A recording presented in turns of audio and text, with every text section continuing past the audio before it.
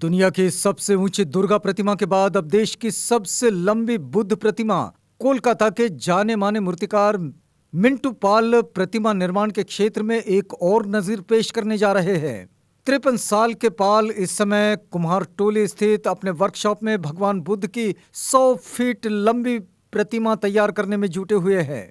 शयन मुद्रा वाली इस प्रतिमा को अगले साल बुद्ध पूर्णिमा के पावन अवसर पर बोध गया स्थित बुद्धा इंटरनेशनल वेलफेयर मिशन के बुद्ध विहार में प्रतिष्ठापित किया जाएगा। पाल ने बताया कि वो पिछले 2 महीने से विशालतम बुद्ध प्रतिमा तैयार करने में जुटे हुए हैं। अगले 7-8 महीने में इसे तैयार करके सौंप देना है। कोरोना महामारी के कारण काम में पहले ही विलंब हो चुका है। इस समय तथागत बुद्ध के चेहरे को तैयार करने का काम चल रहा है। इसके बाद शरीर के बाकी हिस्सों पर अलग अलग तौर पर निर्माण कर उन सब की असेंबलिंग की जाएगी। और पाल ने आगे कहा कि प्रतिमा निर्माण में फाइबर ग्लास का प्रयोग किया जा रहा है। इसके निर्माण में 1 टन से ज्यादा फाइबर ग्लास का इस्तेमाल किया जाएगा। फाइबर ग्लास के ऊपर मैट का काम होगा। प्रतिमा का स्ट्रक्चर लोहे और स्टील से तैयार किया जाएगा। प्रतिमा सुनहरे रंग की होगी। बुद्धा इंटरनेशनल वेलफेयर मिशन के संस्थापक व सचिव आर्यपाल भिक्षु ने कहा कि सारनाथ में बुद्ध की खड़ी मुद्रा और बोध गया में ध्यान मुद्रा में प्रतिमाएं हैं। दोनों की ऊंचाई 80 फीट है।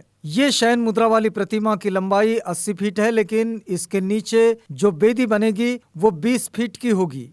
उन्होंने आगे कहा कि वो चाहते तो प्रतिमा की लंबाई और बढ़ा सकते थे, लेकिन भगवान बुद्ध 80 साल तक इस संसार में रहे थे, इसलिए मूल प्रतिमा की लंबाई 80 फीट ही रखी जा रही है। तथागत बुद्ध की ये ध्यान मुद्रा कुशीनगर में उनके महापरिनिर्वाण से पहले की है, जहां उन्होंने अमृत उपदेश दिया था। आर्यपाल ने आगे कहा कि बोधगया न्यू ब्लॉक ऑफिस के पीछे 1.5 बीघा जमीन पर स्थित उनके मंदिर की छत पर इस अद्भुत प्रतिमा को प्रतिष्ठापित किया जाएगा। प्रतिष्ठापन समारोह में राष्ट्रपति रामनाथ कोविंद, प्रधानमंत्री नरेंद्र मोदी और वैश्विक बौद्ध धर्मगुरु दलाई लामा को आमंत्रित करने की उनकी योजना है।